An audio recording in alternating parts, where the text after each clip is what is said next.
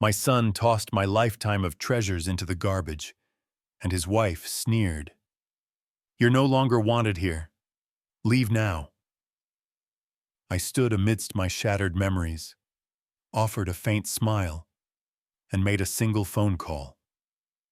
4 days later, they were desperately hunting for me.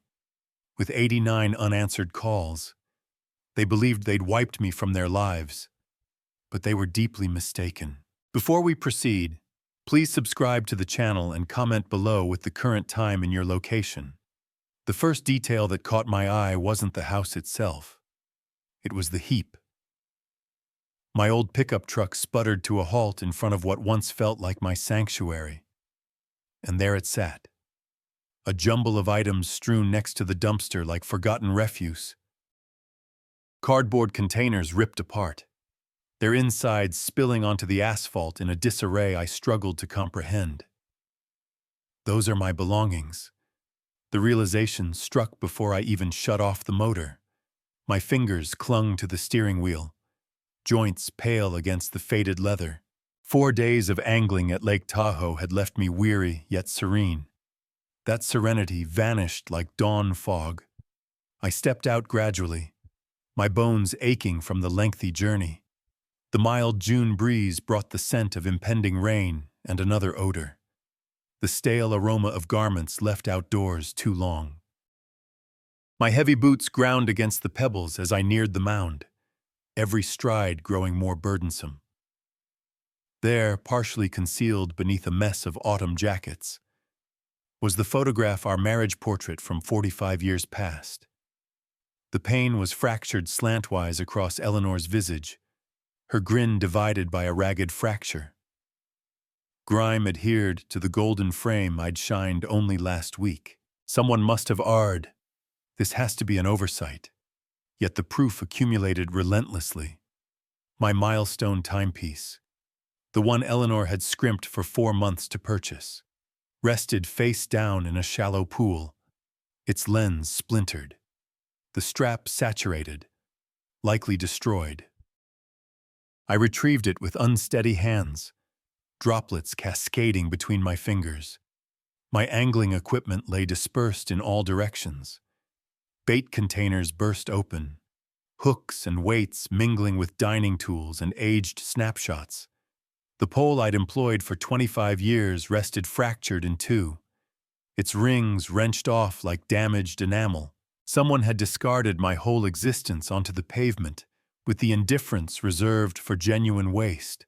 The cartons narrated their tale hurriedly stuffed, roughly managed, frayed at the edges from being pulled or flung. My name remained legible on one flank, inscribed in Eleanor's precise script from our previous relocation.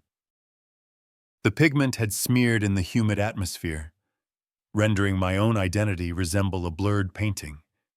I discovered my labor shirts in a clump, the ones I'd donned at the mill for 35 years. Grease marks intact. They'd belonged to me. Now they rested creased and soiled, stomped by whoever had lugged them out. My reinforced footwear, the fine set I reserved for services and special events, perched inverted with dirt embedded in the soles. What on earth occurred here? The query seared in my core as I lingered encircled by the wreckage of my existence. Neighbors' panes stayed dim despite the disturbance. No one emerged to clarify or assist. The whole avenue seemed vacant, as if all were suspending their respiration, awaiting my vanishing. My device vibrated at my side. For an instant, optimism surged. Perhaps Benjamin phoning to elucidate, perhaps a municipal official admitting a blunder. But it was merely a message from the lure store verifying my purchase from earlier, the ordinary realm persisting while mine crumbled. I bent down and raised Eleanor's ornament case, its timber exterior marred and one edge indented. The plush interior had detached, and her modest, cherished items were strewn in the soil her mother's banned, the one she'd intended to bequeath to Benjamin's eventual offspring.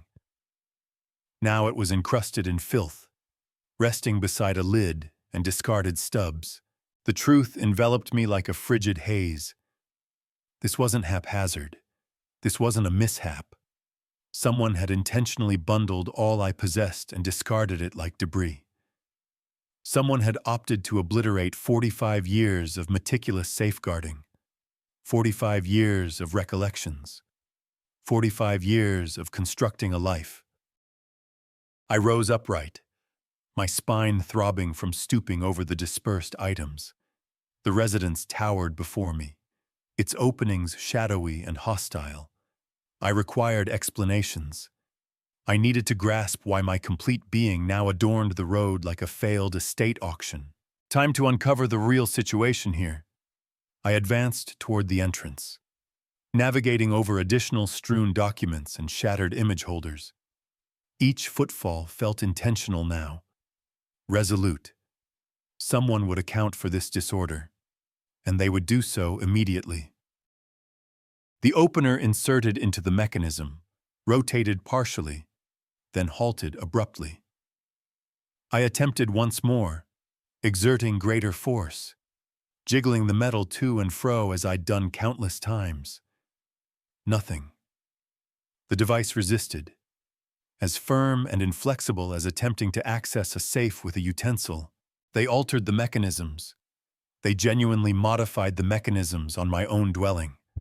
My palms trembled now, complicating the task.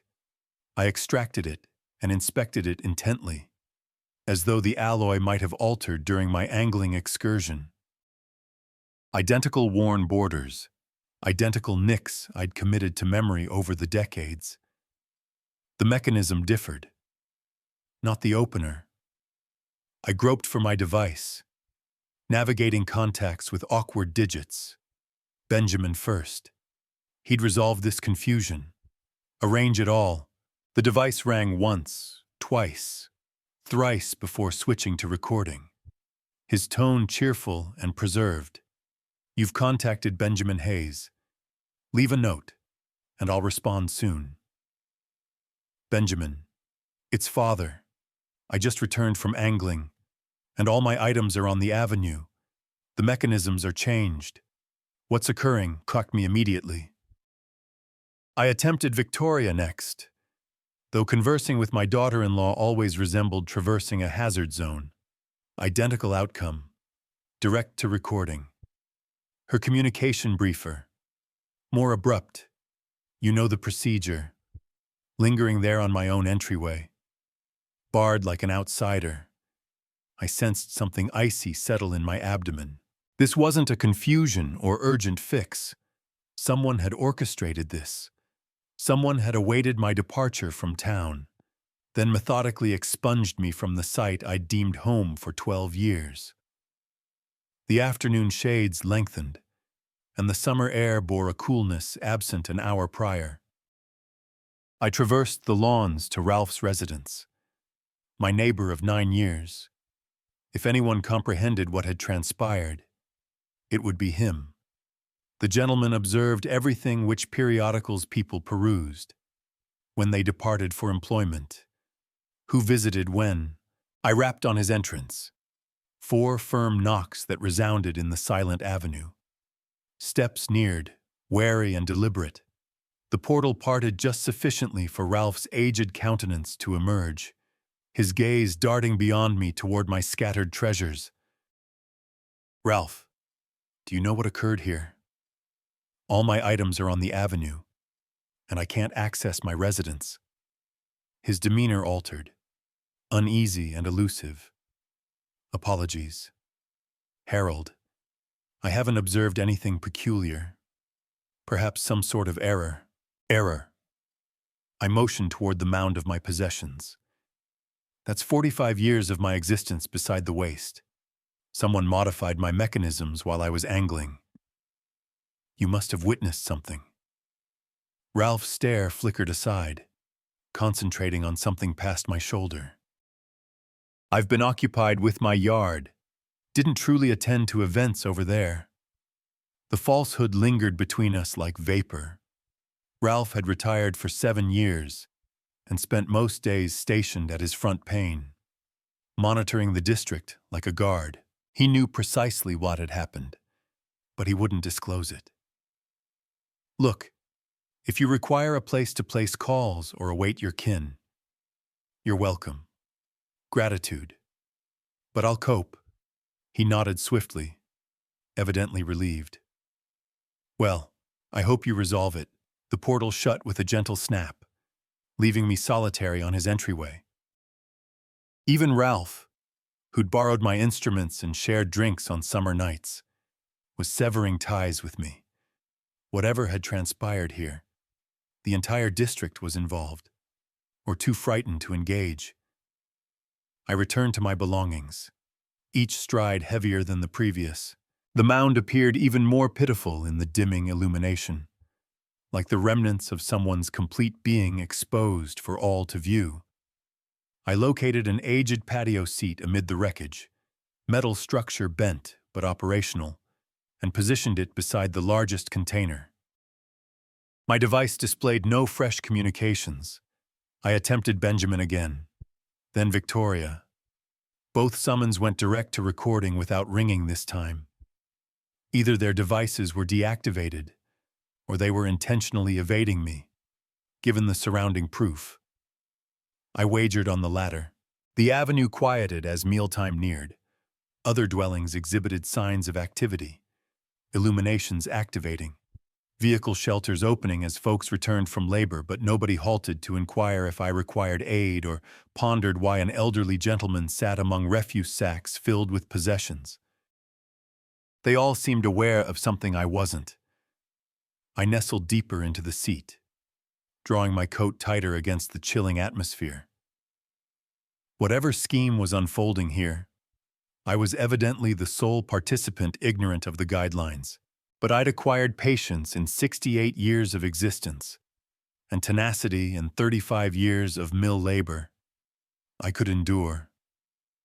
They'd have to return eventually, and when they did, I'd obtain my explanations.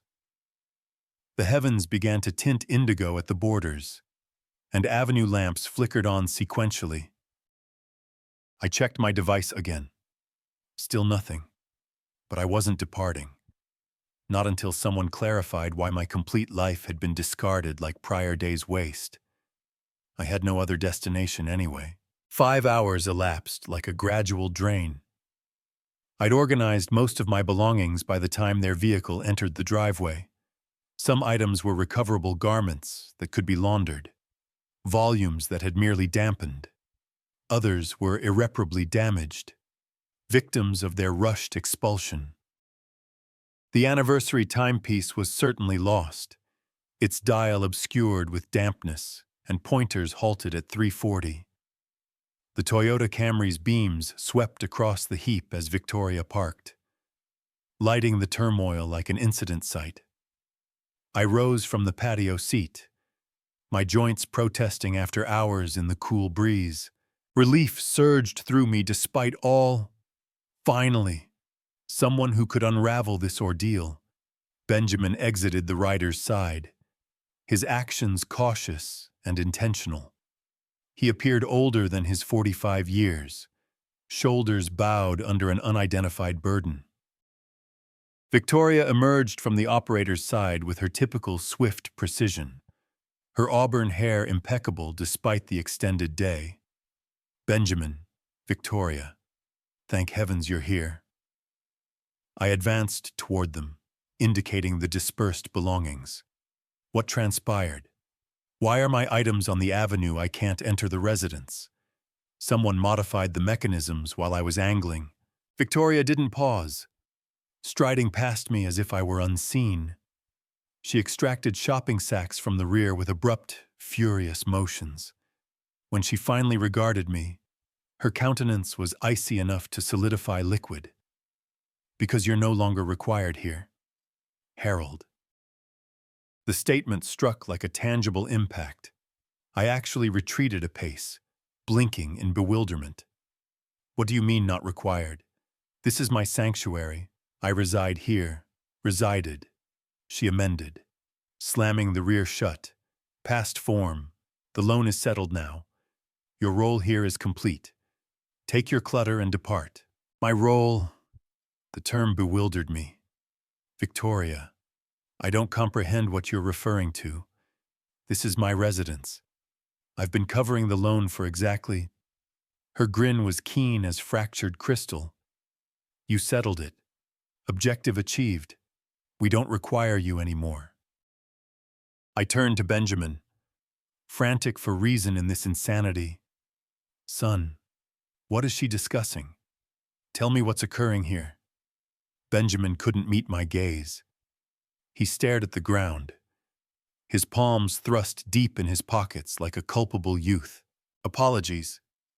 Dad, he murmured, scarcely audible.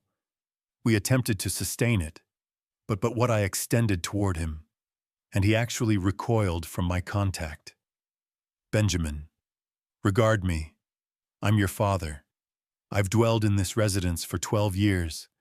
I cover the provisions, the services, the maintenances. This is my sanctuary. Victoria chuckled, a noise like shattering porcelain.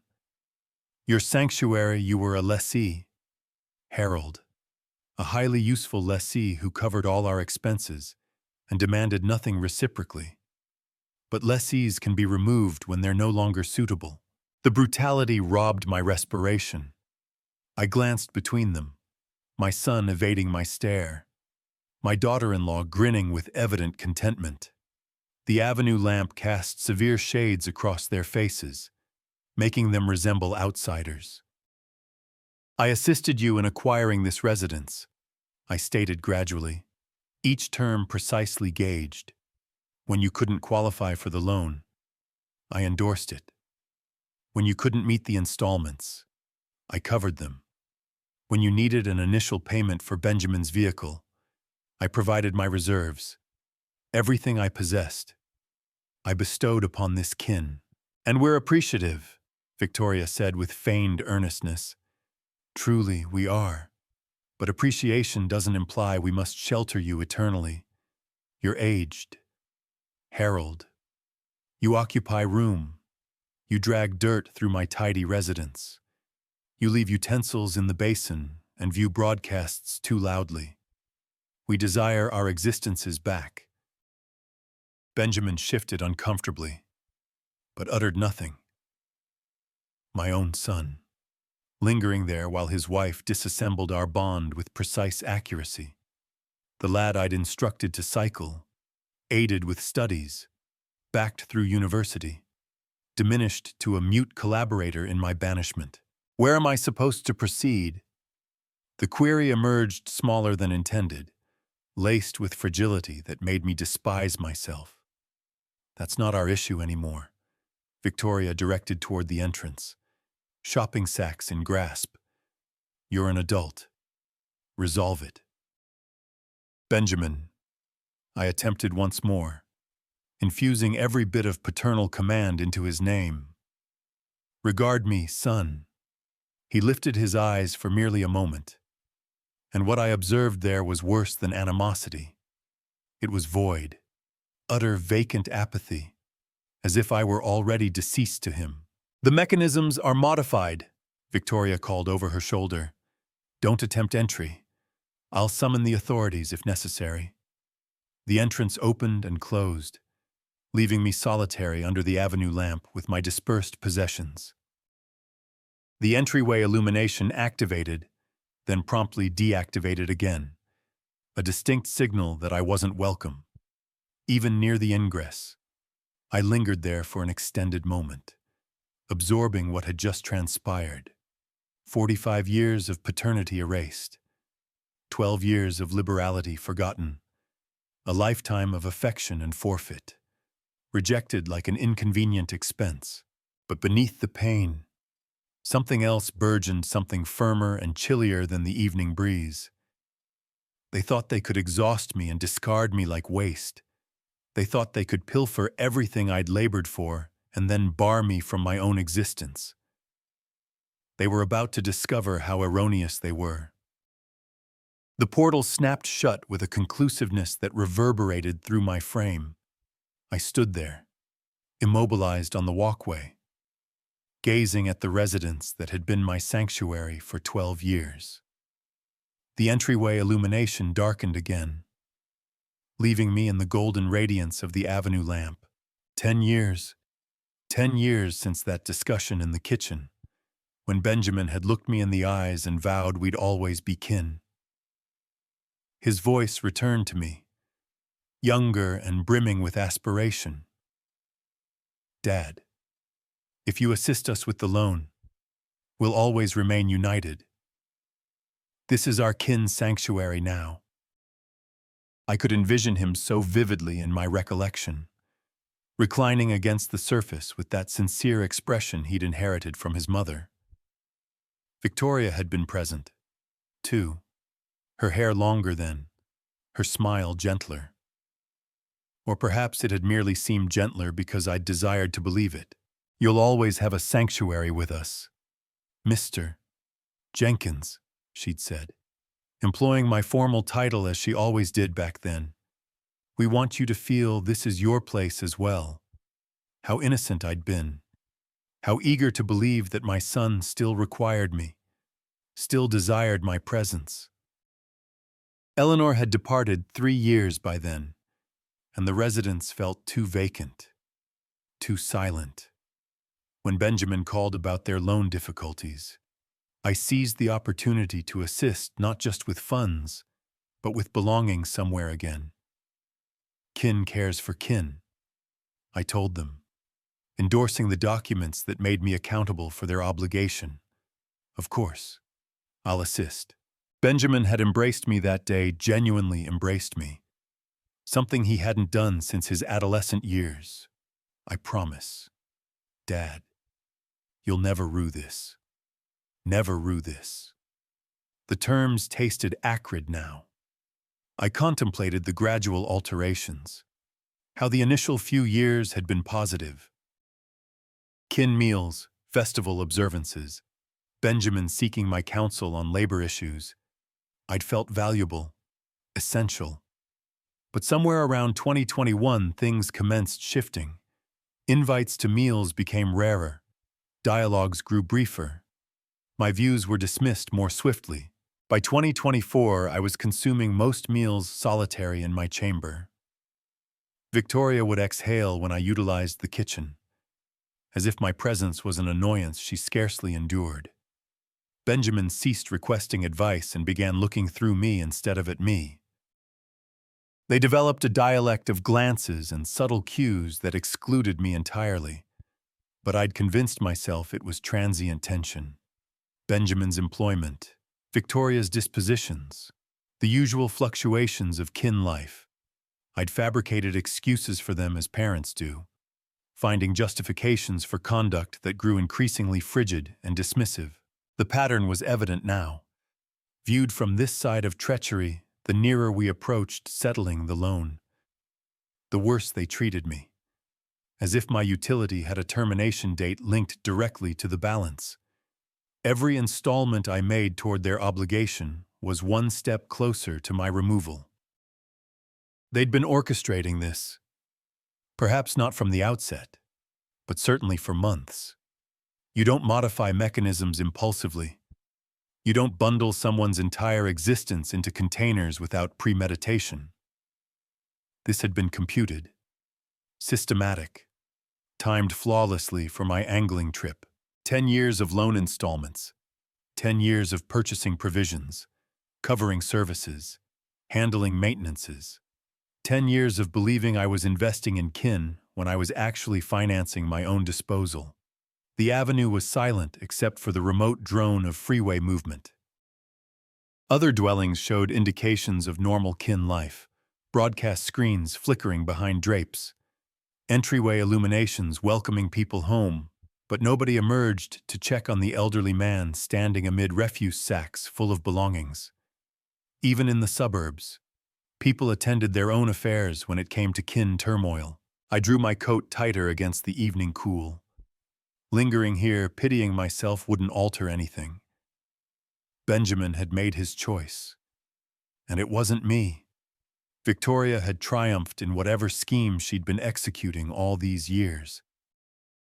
They'd obtained what they desired, a cleared loan residence and liberation from the burden of appreciation. But they'd committed one vital misstep in their computations. They'd presumed I was impotent, that an elderly man with nowhere to proceed would simply vanish quietly into whatever support programs existed for abandoned parents. They treated me as if I were already deceased, just a load waiting to be interred. Time to demonstrate how erroneous they were. I turned from the residence and returned toward my scattered belongings, my footfalls steady and resolute. The mound looked different now, not like waste, but like testimony. I approached my dispersed possessions with a technician's perspective, evaluating what could be rescued and what merited abandonment. 45 years of mill labor had taught me to think methodically, to resolve issues through careful examination rather than emotional response. This was just another issue demanding a practical resolution. The marriage photograph went into the cab of my truck first, fractured pane and all. Some things were worth preserving, despite harm. Eleanor's ornament case followed, along with the few pieces of her mother's heirloom jewelry that had survived Victoria's rushed packing. Not precious to others, but invaluable to me. My labor instruments were scattered among the garments and household articles. The wrench collection I'd owned for 35 years, still in impeccable condition. The measure that had helped me construct Benjamin's playhouse when he was 9. These instruments had worth beyond emotion. They represented abilities and competencies that Benjamin and Victoria had forgotten I possessed. I loaded them carefully into the truck bed, each tool finding its proper spot in the kit. Organization mattered. Preparation mattered. If I was going to reconstruct my life from nothing at 68, I'd need every edge I could assemble. The garments were a mixed fortune. Most of my labor shirts had endured intact, along with several pairs of pants and my winter overcoat. The formal attire was ruined. The outfit I'd worn to Eleanor's service was stained and wrinkled beyond salvage. But I wouldn't require formal clothes for what followed. A vehicle slowed as it passed, the operator straining to stare at the elderly man loading refuse into a pickup. I met his gaze steadily until he averted and continued. Let them stare. Let the whole district see what Benjamin and Victoria had done. Shame was an instrument that cut reciprocally. My angling gear had suffered damage, but most was recoverable. The fractured pole could be replaced, and the bait containers just needed reordering. Angling had always been my refuge, my time to think lucidly without interference. I'd need that lucidity in the coming weeks. Papers and records were strewn like foliage after a tempest. I gathered them: systematically coverage policies, financial statements, revenue filings, vital data that Benjamin and Victoria had discarded as carelessly as everything else. Did they think I existed only within their walls? Did they imagine I had no monetary life beyond covering their expenses? That was their second vital error. They knew I had reserves. They'd seen me issue payments for their costs year after year, but they'd never bothered to learn the full scope of my assets. To them, I was just a convenient source of monthly disbursements, not a man who'd labored steadily for 45 years and lived frugally. The milestone timepiece was irreparable, its lens shattered and mechanism flooded. I held it briefly, recalling Eleanor's pride when she'd presented it to me. Wrapped in newsprint because we couldn't afford ornate wrapping back then. Then I dropped it into one of the damaged containers I was abandoning. Some emblems of the past needed to remain interred. Ralph's residence remained dim, though I could see the faint glow of a broadcast through his living room drapes, probably watching me through a slit in the shades, cataloging details he could share with other neighbors tomorrow. The whole avenue would know about Benjamin's ungratefulness by dawn. Though none would intervene, suburban courtesy had its boundaries. 46 years I'd labored to support this kin. First Eleanor and infant Benjamin, when funds were scarce and mill jobs uncertain. Then just Benjamin through his adolescent years, university fees, and early career struggles. Finally, Benjamin and Victoria, helping them achieve the middle-class stability I'd never quite attained for myself. Time for a return on that investment. The truck bed was nearly full now, packed with everything that mattered. I'd have to abandon some furnishings the cabinet Eleanor had restored, the lounger where I'd view broadcasts most evenings. But material possessions were just encumbrance now. I needed mobility, adaptability, freedom to act without hindrance. I took one final survey of the debris field that had been my life 3 hours ago. Astonishing how quickly 45 years could be reduced to what fit in a pickup truck. But reduction also meant refinement, retaining only what was essential, valuable, meaningful. Benjamin and Victoria thought they'd triumphed by discarding me. They thought clearing me from their residence would clear me from their lives.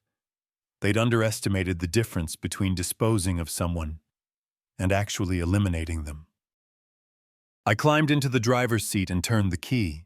The motor engaged immediately, reliable equipment responding to seasoned hands. In the rearview mirror, I could see the residence diminishing as I drove away, its windows dim and hostile. But I wasn't vanishing into the night as they anticipated. I was just repositioning, moving to elevated terrain where I could survey the entire arena clearly. Time to show them what 46 years of experience looked like when it ceased being appreciative. The Economy Lodge's neon sign flickered blue against the obscurity as I entered the parking area. The establishment appeared exactly as it was, a roadside inn for wanderers needing basic refuge without luxuries. 2 levels of identical portals, ice devices humming at each end, and the persistent aroma of roadway fumes mixed with commercial cleansers. Perfect for someone needing to vanish temporarily while planning his next action. The reception attendant was perhaps 28, university-aged with fatigued eyes and the practiced detachment of someone on the evening shift. He barely glanced up from his periodical when I approached the counter. How many evenings, he inquired, sliding a registration sheet across the coated surface. Just 1 for now, I responded, signing my name deliberately. We'll see how it progresses from there. Room 134 was precisely what I'd expected. A queen bed with a patterned spread that had seen better eras. A small stand by the pane and a washroom barely spacious enough to pivot in. The flooring showed wear paths from thousands of prior visitors, and the warmer clattered when it activated. But it was tidy, secluded, and $60 for the night. I'd stayed in worse during my mill years. I carried my containers inside one by one, my back protesting after the long day. The truck could remain loaded with the rest. No point unpacking what I'd just repack later. But I needed the basics garments for tomorrow. Eleanor's ornament case, and the binder of important papers I'd rescued from the wreckage. The glaring washroom light was stark after the warm glow of avenue lamps. In the reflection, I looked older than I'd felt this morning. The day had etched new creases around my eyes, added burden to my shoulders. But my hands were steady, my mind sharp. That's what counted now. I arranged Eleanor's ornament case and our marriage photo on the bedside stand, creating a small memorial of recollection in this interim space. The fractured pane split her grin in half, but her eyes remained unchanged bright with the hope that had sustained us through 40 years of union. She'd known how to love without stipulations, how to construct rather than demolish. I should have done this years ago. I told her image softly. Should have seen what they were doing before it escalated. But remorse was a luxury I couldn't afford. Eleanor had passed, believing Benjamin was a decent man who'd care for his aging father. I wouldn't dishonor her memory by letting her trust prove unfounded. The lodge bed was solid but slim, nothing like the oversized mattress I'd slept on for the past 10 years. Roadway noise filtered through thin partitions, trucks decelerating, vehicles accelerating toward distant goals, other visitors moving through their own transient existences, carrying their own burdens from one place to another. I lay awake most of the night, not from discomfort, but from mental activity. My mind processed 10 years of gradual manipulation, cataloging moments I'd misunderstood or ignored. How many times had Victoria made subtle remarks about my age, my habits, my inconvenience? How often had Benjamin sided with her against me without uttering anything directly? The pattern was unmistakable once I stopped fabricating excuses for them. Every kindness I'd shown had been treated as duty, every sacrifice accepted as my innate obligation. They'd conditioned me to be grateful for less and less until I was grateful just to exist in their space. But they'd made one fundamental miscalculation.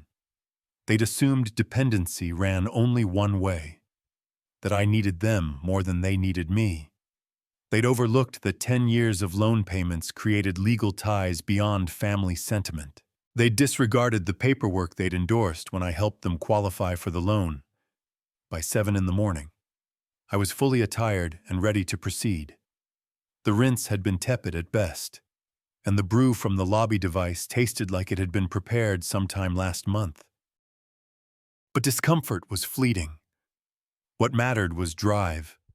Advancing with intent instead of wallowing in self-pity, I loaded my remaining belongings back into the truck and departed the reception. The same attendant was still there, looking even more exhausted after his overnight duty. "Everything resolve okay?" he asked routinely. "Better than anticipated," I replied, meaning it. The morning air was crisp and full of potential. I had funds in the bank, skills still valuable, and legal options that Benjamin and Victoria didn't know existed. Most importantly, I had the advantage of being underestimated by people who thought they understood me completely. Time to educate them about their mistake. The directory was slim in my hands as I searched for attorneys who operated weekends. Michael Lee's advertisement stood out: immigration and estate law, urgent consultations available. His office line connected me to a weary but professional voice that suggested Saturday morning slots were possible for pressing matters. "Mr. Lee, I need to urgently clarify property ownership issues. There's been a family dispute about a house I've been living in, and I need to understand my legal standing. Can you bring the relevant documents, loan papers, title, anything showing your involvement in the property?" I spread the papers I'd rescued from the debris across the lodge bed. Everything was there: loan documents, property tax receipts, insurance policies. 45 years of mill work had taught me to keep records, even when others handled the details. The drive downtown took 25 minutes through quiet Saturday morning streets. Seattle looked different from this perspective, less like the city where my son had betrayed me. More like a place where business got done regardless of family drama. Professional buildings stood ready to solve problems for people willing to pay consultation fees. Lee's office occupied the 4th floor of a renovated stone building near the Capitol. The waiting area was compact but clean, adorned with certificates and photographs of successful clients. I was the only person there, clutching a folder that might contain my future. Michael Lee turned out to be a sturdy man in his late 40s, wearing weekend casual attire but maintaining a professional manner. He gestured me into his office and accepted the folder with careful attention. "Tell me about the situation first. Then we'll review the documents." I explained the basics without emotional flourish: 10 years of loan payments, gradual decline of family ties, sudden eviction and lock changes. Lee nodded occasionally, making notes on a pad. "Now, let's see what the paperwork reveals." He spread the documents across his desk systematically, examining each page with the methodical care I recognized from my own work habits. When he reached the original title and loan agreement, his brows lifted slightly. Mr. Jenkins, according to these, you are the sole owner of the property in question. The words lingered in the air like fumes from a soldering iron. What about the loan? Benjamin and Victoria live there? They said I was helping them buy their house. The loan was issued in your name only. You qualified for it. You've made all the payments. And the property records show you as the official owner. Your son and daughter-in-law have no legal claim to the house at all. Lee turned the title toward me, pointing to the key sections. My name appeared in all the critical places: borrower, owner, responsible party. Benjamin and Victoria were absent from the legal language that mattered, but they reside there. They've treated it like their home for 10 years. Residing in a property doesn't establish ownership. At best, they could be considered tenants. Though I see no formal lease. Legally, you have every right to reclaim your property and evict any unauthorized occupants. The satisfaction began in my chest and spread outward like warmth from a satisfying meal.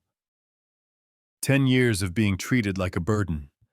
10 years of having my generosity hurled back at me. 10 years of watching my son choose his wife over his father. And all along, they'd been living in my house, eating food I bought, using services I paid for in a home they had no legal right to occupy. What are my options? I asked, keeping my voice steady despite the growing thrill. You could demand they leave immediately. You could start formal eviction proceedings. You could sell the property and force them to relocate. As the legal owner, you have considerable leverage. Lee reviewed the documents again, checking details with professional diligence. The loan has been fully paid as of last month. You own the property outright, worth about $450,000 in today's market. $450,000. I'd been living like a welfare case in my own $450,000 house, grateful for the privilege of paying other people's bills. The irony was so flawless it nearly made me chuckle. I'd like copies of everything that establishes my ownership, and I'll need recommendations for a good realtor. Lee prepared copies efficiently while explaining legal protections for property owners. Within 90 minutes, I had documentation proving beyond doubt that Benjamin and Victoria had been living rent-free in my house for 10 years. The summer morning felt different as I walked back to my truck, warmer, brighter, full of possibilities that hadn't existed 90 minutes earlier. I wasn't a homeless old man begging for shelter. I was a property owner who'd been temporarily inconvenienced by squatters. Time to reclaim what was mine and show them the difference between charity and ownership. Carter Realty's parking lot was vacant except for one vehicle when I arrived that afternoon. Emily Carter turned out to be a keen-eyed woman in her early 40s who apparently worked weekends for serious clients. Her handshake was solid, her smile businesslike, and her questions straightforward. Mr. Jenkins, what timeline are we considering for your property sale as quickly as possible? I need the house listed immediately and shown to serious buyers starting Monday. She accessed property records on her computer, nodding as details appeared. This is a desirable area, a 5-bedroom ranch style in good condition from the online photos. What's your asking price range? Market value, but the buyer must be ready to move in right away. The current residents will need to relocate quickly. Emily's expression shifted slightly, probably pondering family dynamics, but she kept professional focus. What about the current residents? Do they need time to find new housing? That's no longer my concern. They're adults. They'll figure something out. The chill in my voice surprised me, but it felt fitting. 10 years of concern for Benjamin and Victoria's comfort had gotten me thrown out like garbage. Time to prioritize my own interests for a change. We spent 90 minutes reviewing market conditions, pricing strategies, and showing schedules. Emily was efficient and detailed, treating the sale like any business deal. By 5 o'clock, I'd signed listing agreements and arranged for professional photography Monday morning. I'll have the property on the multiple listing service by Tuesday, Emily promised. Given the market and location, I expect strong interest within the first week. Perfect. By the time Benjamin and Victoria realized what was happening, their housing would be beyond their control. The apartment search took less effort than expected. The fourth complex I visited had a furnished two-bedroom available immediately clean. Basic, month-to-month lease for someone in transition. The manager was glad to speed the application for a cash deposit and first month's rent. "How long will you be staying?" she asked while processing my credit check. "Until my other housing situation resolves. Could be a few weeks. Could be longer." By 7 o'clock, I was moving my essentials from the lodge to the apartment. Not much to transport: a few boxes of clothes, important papers, Eleanor's ornament case, and my tools. Everything else could wait in the truck until I decided next steps. The apartment was anonymous and temporary. Exactly what I needed. Basic furnishings, working appliances, cable television, and most importantly, a phone line for coordinating the house sale. I called Emily from the apartment phone, confirming Monday's photography and Tuesday's listing. "Miss Carter, I want you to know I'll be traveling next week.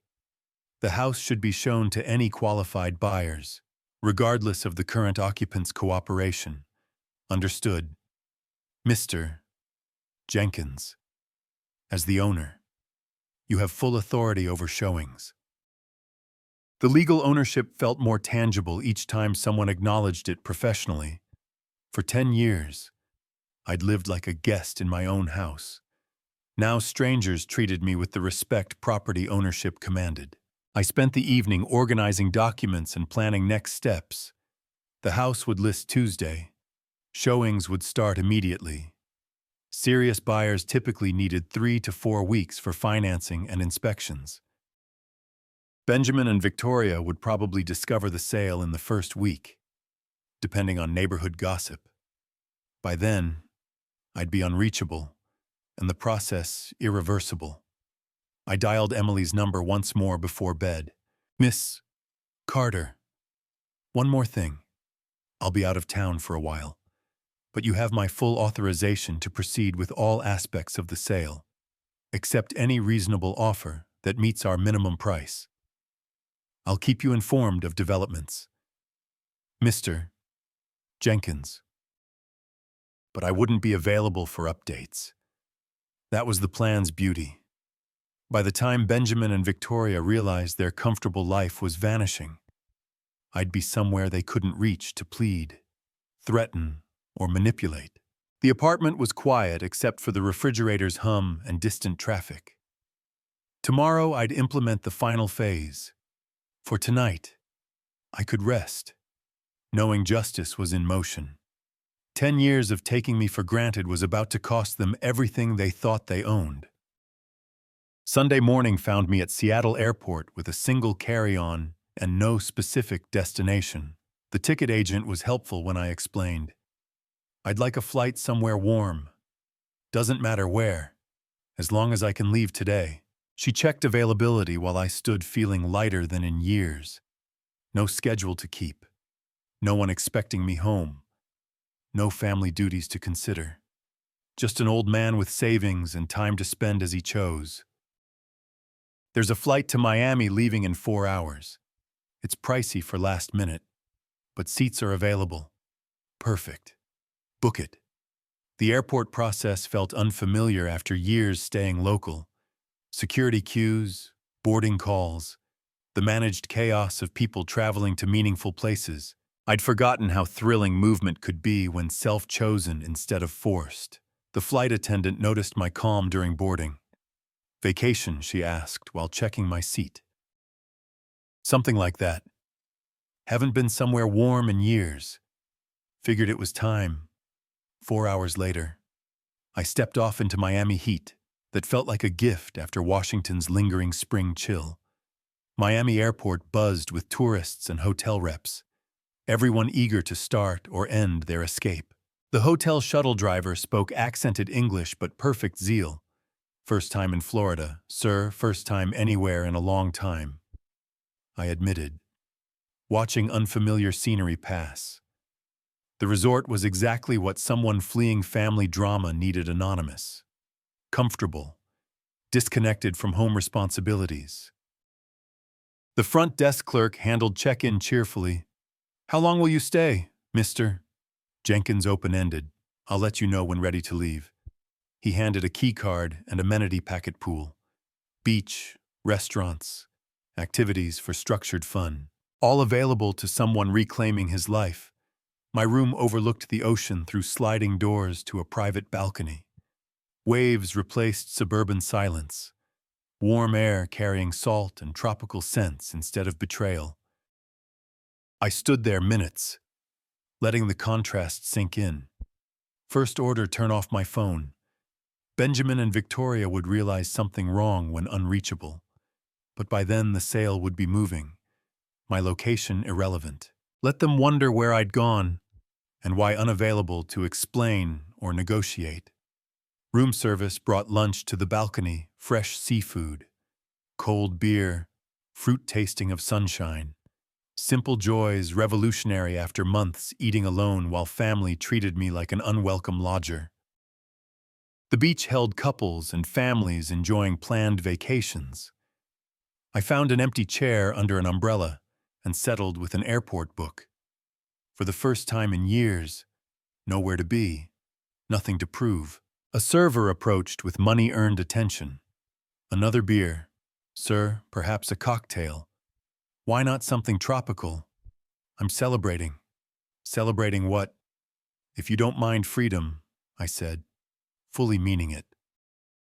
The afternoon melted into a pleasant blur of warmth, drinks, and satisfaction from decisions without others' input. Other guests followed vacation rhythms, but I operated on a different schedule. By evening, on my balcony watching sunset paint the ocean in forgotten colors, contrast with Saturday night among garbage on a suburban street felt like another's memory. Tomorrow, Emily would photograph the house. By Tuesday, Benjamin and Victoria would discover their arrangement changing permanently.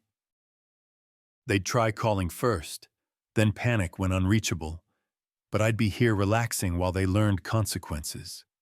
Waves rolled with rhythmic persistence, erasing encounters and starting fresh. Sometimes life required complete erasure of before, followed by patience to build better. I raised my drink to the darkening sky, toasting the end of gratitude for scraps and beginning of claiming what's mine. Monday morning in Miami arrived with ideal weather and room service coffee tasting fresh. I spent early hours on balcony reading thriller while waves rolled onto sand. Other guests started routines: couples to breakfast, families beach gear, groups excursions, all unaware hundreds of miles north. Real drama unfolded. Around 11 local time, I checked my phone. Screen exploded: 89 missed calls, 52 voicemails, dozens texts. Numbers climbed as new calls arrived. Benjamin's number most frequent. Victoria contributing desperation. First voicemails confused but demanding. Benjamin's voice tense with controlled fury. "Dad, call back now. People walking through our house taking pictures. What's going on?" Victoria, sharper, accusatory. "Harold, don't know what game, but stop now. Call back." As hours passed, tone shifted: anger to confusion, confusion to panic, panic to desperation. Benjamin later, "Dad, please, can't reach you. Realtor says working for you. Can't be legal. Where are you, Victoria?" Voice cracking. "Harold, this our home. Can't sell under us. Called everyone." Found Emily Carter's messages amid chaos. Professional updates contrasting emotional meltdown. Her morning text satisfying. "Mr. Jenkins, great showing yesterday. Young couple interested. Can close fast. Love area. See raising kids there. Will update. Perfect new owners appreciating house instead of burden. Voicemails continued, each more desperate. Benjamin's voice from anger to pleading to fear. Dad, if hear this, sorry how went. Can work out, call back talk. Victoria alternated manipulation and begging. Harold, think what doing. Nowhere go, surely not cruel. Most revealing late afternoon. Benjamin barely holding. Dad, keep thinking night back from angling. How Victoria talked, how I stood let happen. No messed up, but selling won't fix. Please call. Finally recognition only after discovering not in control. I responded Emily professionally. Authorizing showings, confirming interest offers, but family calls unanswered. They'd clarified month ago not needed. Time experience not needed reversed. Resort bar served excellent daiquiris with fresh citrus and salt tasting vacation not duty.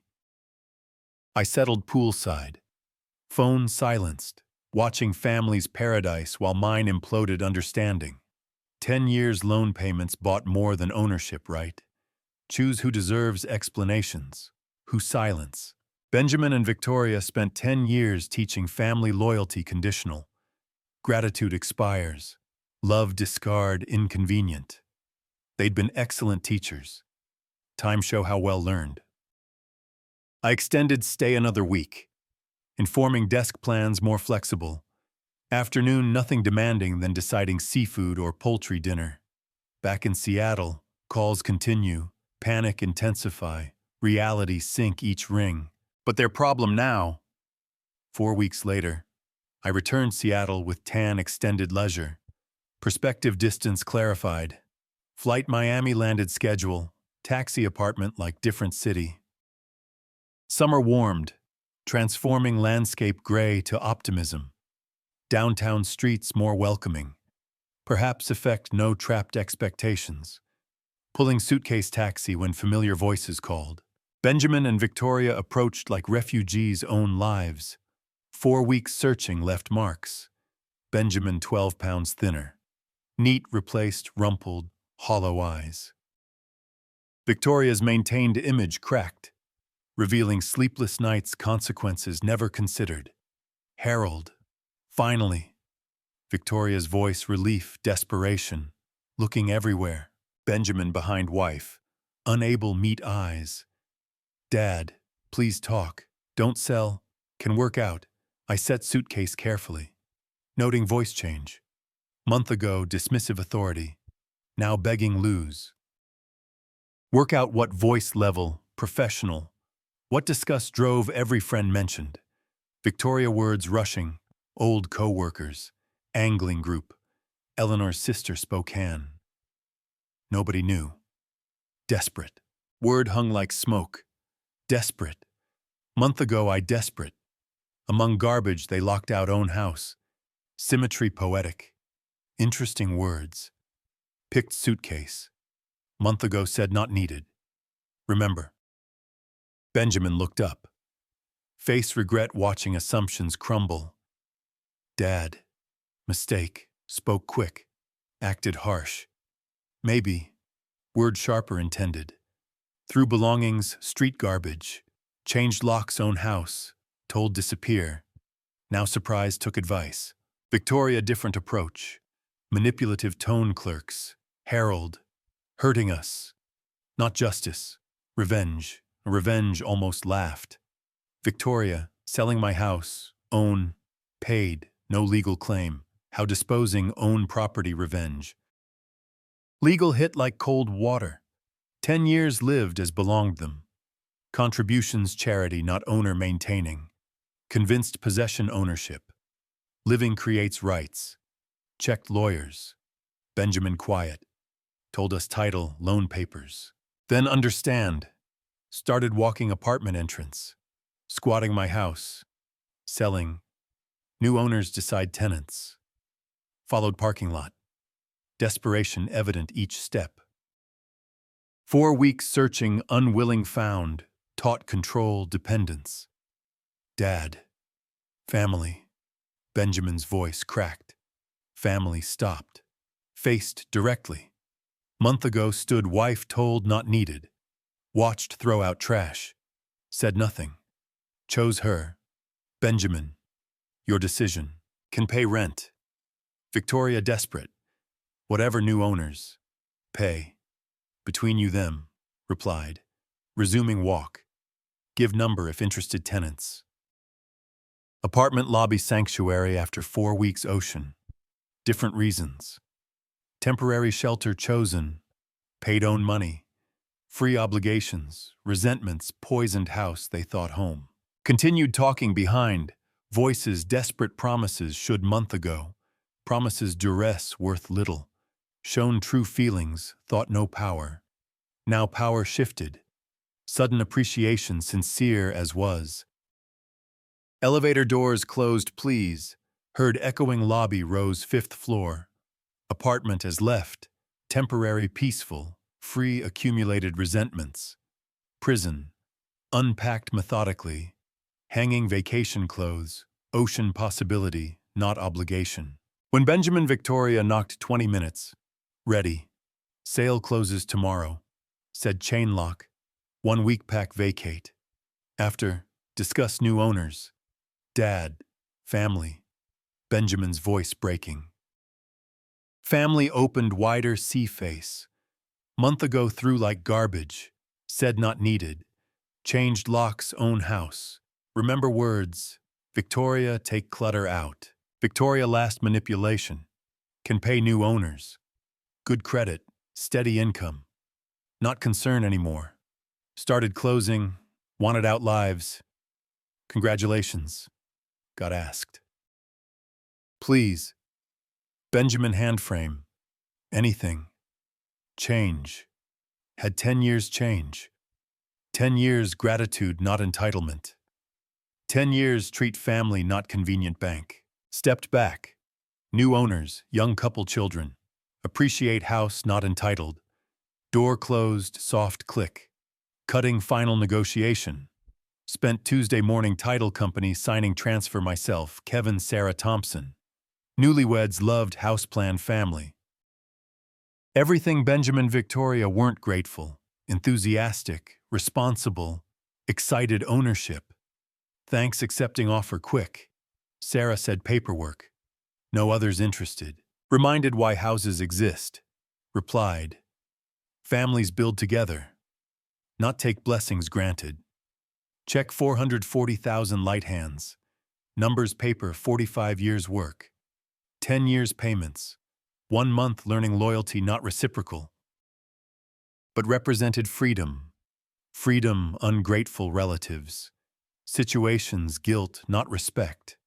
Freedom choose remaining years without convenience. Emily Carter handled final professional. New owners possess Saturday morning.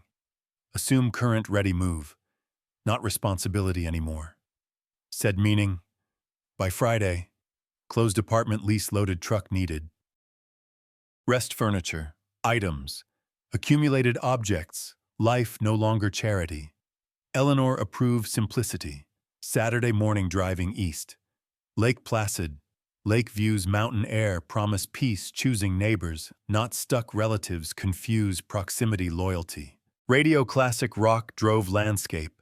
Mile distance 10 years granted. In rear view. Seattle shrank highway. Just city someone learned charity ownership.